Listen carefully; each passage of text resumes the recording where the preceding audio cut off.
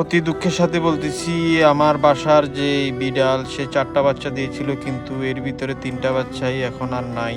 একটা বাচ্চা আছে যেটা আমার হাতে দেখতেছেন। বিড়ালগুলা অনেক সুন্দর, অনেক কিউট ছিল, কিন্তু আসলে বিড়ালের যে স্থান ছিল যেখানে ওগুলো থাকতো, আমার বাসার ব্যালকনিতেই কর্নার একটা জায়গা আমি করে দিয়েছিলাম আগের ভিডিওতে, আপনারা হয়তো বা দেখেছেন। ওখানে থাকতো সবসময়, কিন্তু এখান থেকে 3টা বাচ্চাই উদা হয়ে গেছে। এখন বাচ্চাগুলো উদা হওয়ার কারণে বিড়াল মাটা অনেক ব্যাকুল হয়ে আছে, কান্না করে, চোখ দিয়ে পানি পড়ে সবসময়। একটা বাচ্চা নিয়ে সে কোনো রকম দিন পার করতেছে। জানি না কে নিয়ে গেল, মানুষে নিয়ে গেছে না কোনো কুকুর বা কোনো শিয়ালে নিয়ে গেছে। এখানে তো শিয়াল নাই, কুকুরই হবে।